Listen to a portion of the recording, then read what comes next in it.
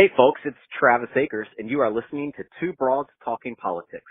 Today's episode features one of my favorite presidential candidates, Representative Eric Swalwell of the 15th Congressional District of California. Enjoy the show.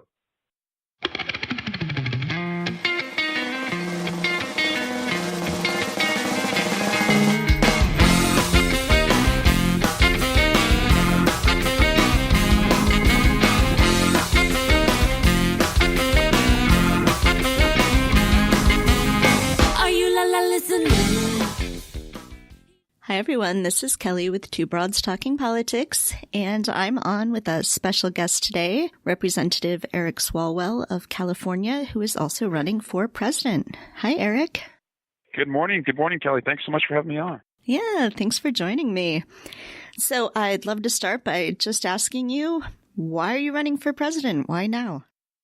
I grew up living what I call the promise of America, which is if you work hard, no matter who you are, who you love, who you worship, what your parents did, it adds up to doing better and dreaming bigger. And that was fulfilled for my parents. They saw me go off to be the first in the family to go to college and went to law school and came back home and worked as a prosecutor.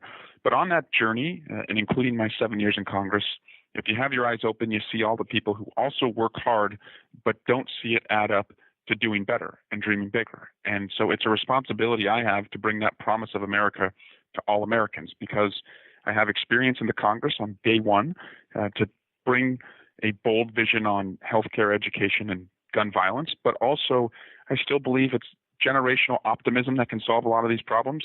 And just because I am connected to working folks, that I know why people work hard and what they expect it to add up to. So that's why I'm running. It's early, but I feel that's going to continue to connect across America. So you and I are part of the same sort of microgeneration, kind of the very tail end of Generation X or the oldest millennials, depending on how you look at it. Yeah, I say I'm a pioneer of the millennials. Yes. The front lines of the millennial generation. I call it the Oregon Trail microgeneration.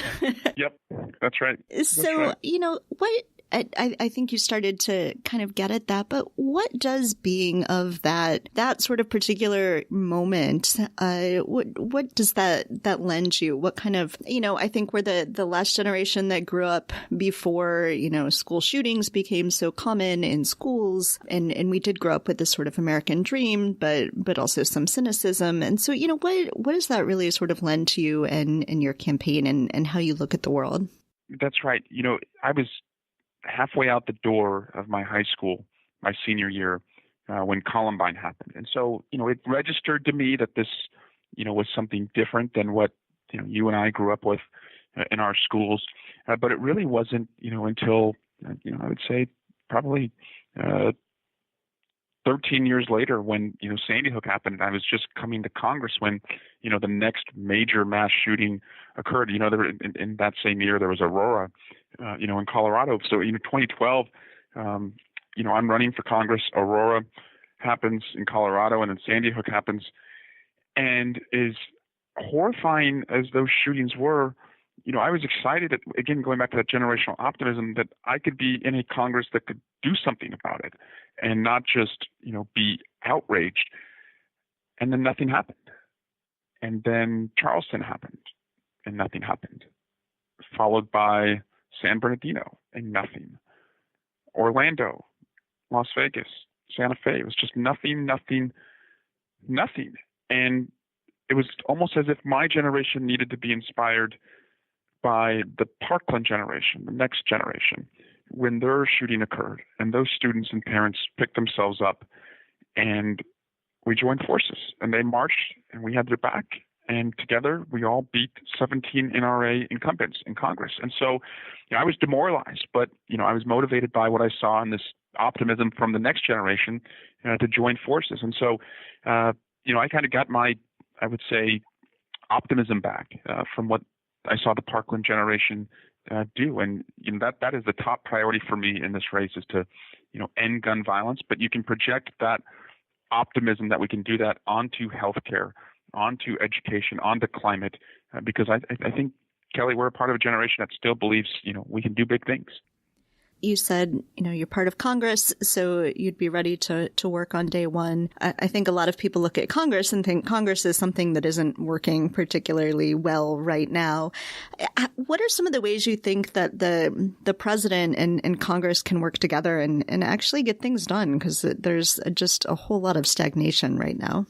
Yeah, I ran for Congress against a 40-year incumbent, someone who was 81 years old. It's still the greatest age difference between two candidates for Congress ever. And I made that race mostly around generational issues. And I think those issues now more than ever, we can actually seize the moment and solve them. And one of them was, college affordability. And that is not an issue that should know a partisan lane. And so what I found, though, in my first 7 years in Congress was that the reason college affordability and student loan debt really didn't have a constituency in Congress was that people like me weren't supposed to be in Congress. And I've got just under $100,000 in student debt. I was the first in my family to go to college. Overwhelming majority of my colleagues were millionaires before they got to Congress. So they're disconnected from this problem, one, in that their kids probably did not have student debt, and two, most of them, because they're much older than I am, went to college at a time when it was affordable. But what encourages me is that there's this generational wave that has hit Congress. In the last election, the Democratic Party elected 28 new members in our 40s and under. And so now we have over 50 members in our 40s and under in the caucus. Many of us have student loan debt. And it's becoming, again, an issue where I think we can reach across the aisle and solve problems on this. So I have legislation that I'm supporting with a Republican who's about my age. It would allow employers to contribute tax-free to their employees' student loan debt. And that's a bipartisan idea that would put more money in more pockets so that this generation could realize our dreams too. You have very little kids. A lot of our listeners also have young kids, as do I. Not quite as young as yours. How old are yours? Mine are 4 and 7. Okay. So just a little bit older. You're out of the woods, but you're in a different right. set of the woods. Yeah. So what does having young children sort of lend both to your outlook and your view on the issues, but also, what's it like to campaign? What's it like to be in Congress, and what's it like to campaign for president with such young children? Well, America would benefit from a young family being in the White House. And that's because our struggle is America's struggle. We are paying off my student loan debt, as I said, just under $100,000. We fight insurance companies. It seems like every month we're in a different fight over a doctor bill, from a kid who's gone to the emergency room or has gone, to the doctor. And, I know why it's so frustrating for people that, they get these surprise bills or they see their premiums go up and they wonder how they're going to make it, the next paycheck. And when it comes to, I took my son to his preschool orientation earlier this week, and I thought about something when I walked into his classroom that I didn't think about when I was in the classroom, which was, is he going to be safe here? Like, is this, school, protected from someone, coming in and carrying out what happened at Sandy Hook. And so, those are the worries that I have, and those are the worries that so many Americans have. And so, I think that gives me a connectedness, to, young families in America, and I could be an advocate for them.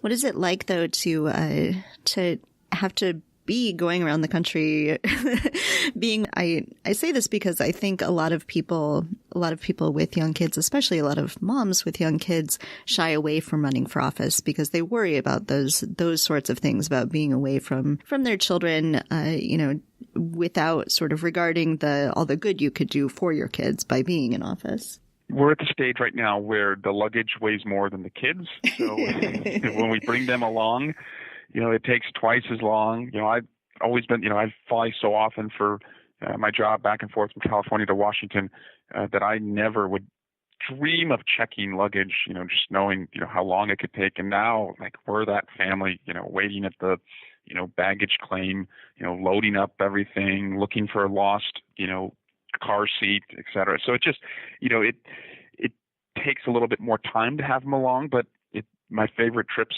are the trips that my, wife and kids are with me. And what I really like about, Iowa and New Hampshire and these early states is that they want to meet your family, and they they want to see, who you are. They want to, measure and weigh every, part of not just your policies, but like who you are as a person. They want to hold your kids.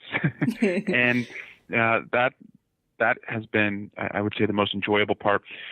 But then there's also the, fathering by FaceTime, that's the harder part, being on the road. And, it's nice to have FaceTime and, be able to check in with the kids and see how they're doing. But it also it's a reminder of, the distance. But, my wife reminds me that, a lot of this is selfish. We're doing this for them. Like, I don't want my kids to be in a, classroom that's not safe. I don't want my kids, to have the student debt that I have. I don't want my kids, to lose hope that government could find cures on, the diseases that ail us. And so I'm doing it for my kids. I'm doing it for everyone's kids. So you are the son of Republicans. I believe you grew up in a Republican family. Are you able to convince your parents, the people from your sort of back home about certain issues? Are you able to come to common ground? What are some of the ways that you think are most effective in having people actually sort of respect your positions and want to get along and solve problems?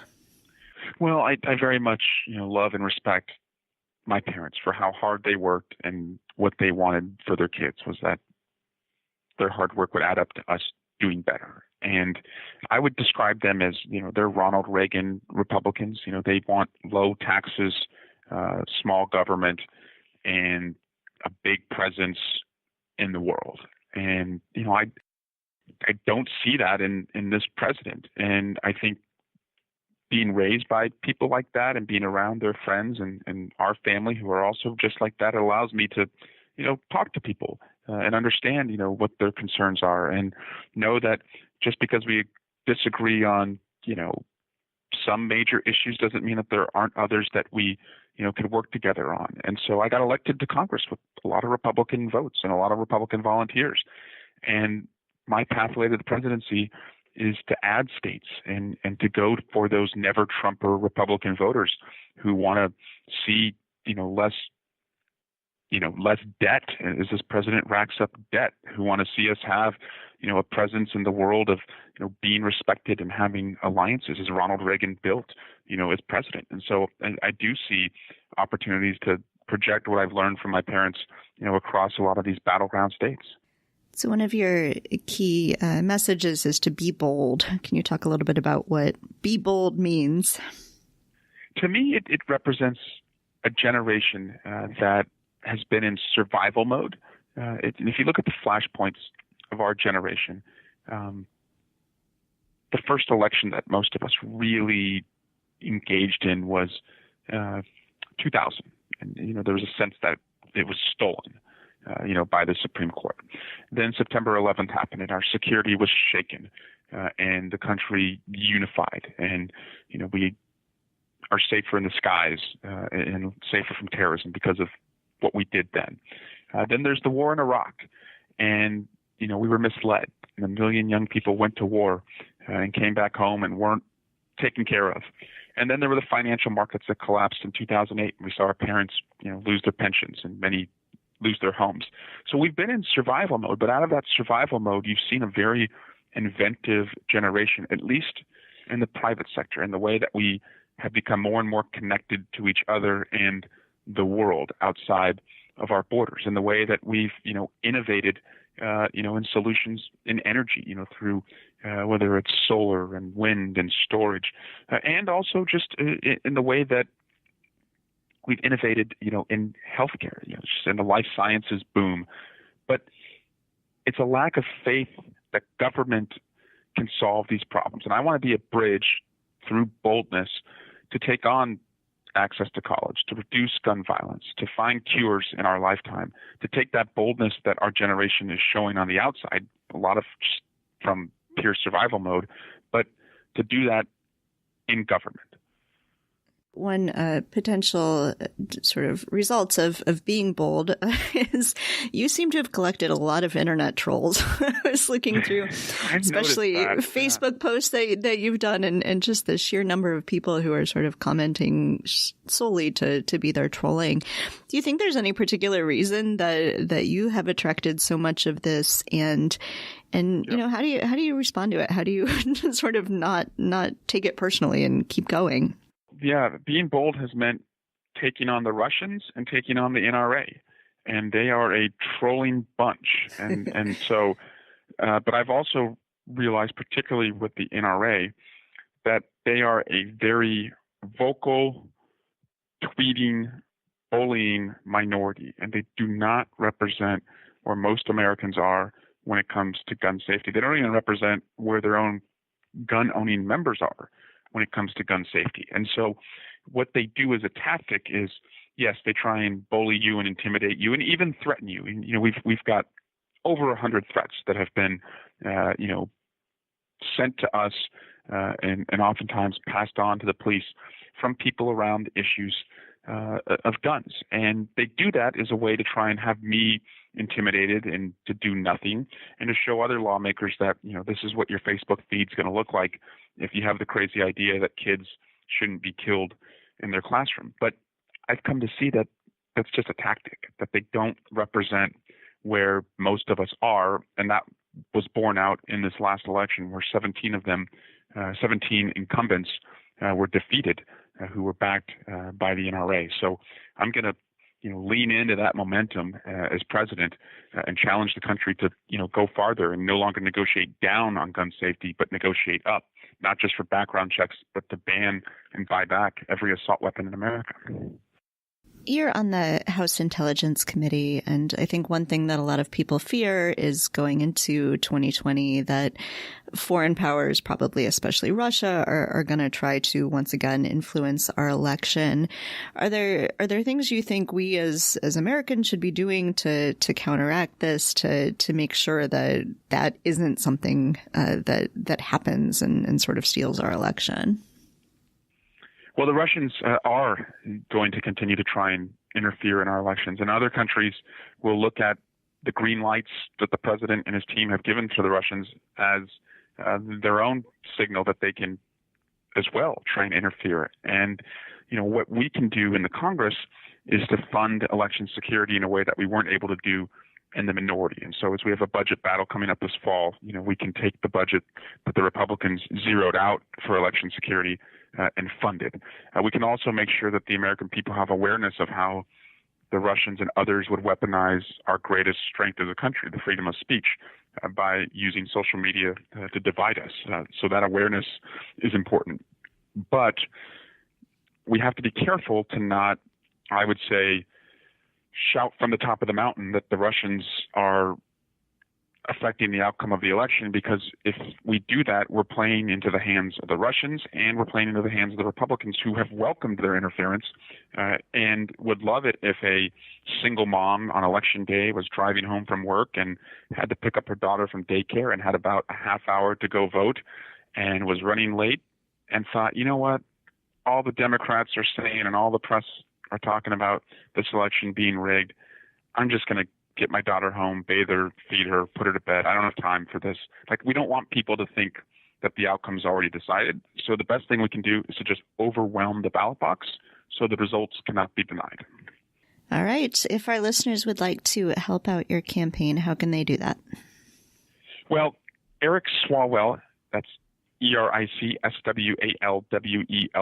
EricSwalwell.com is the way to join the campaign, to, find the issues that I care about, but also at Eric Swalwell on Twitter and Instagram, and the DMs are open. So every night we are engaging on social media, but look out for some of our social media town halls. But EricSwalwell.com is the best way to do that. All right. Excellent.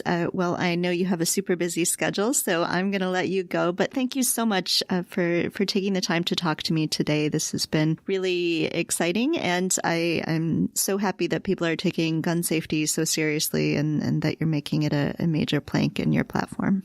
Well, thank you, Kelly, and thank you, and Sophie for the the podcast and what you're doing to raise these important issues around family and safety. Thanks for listening to Two Broads Talking Politics. Our theme song is called Are You Listening? Off of the album Elephant Shaped Trees by the band Immunuri, and we're using it with permission of the band. Our logo and other original artwork is by Matthew Weflin and was created for use by this podcast.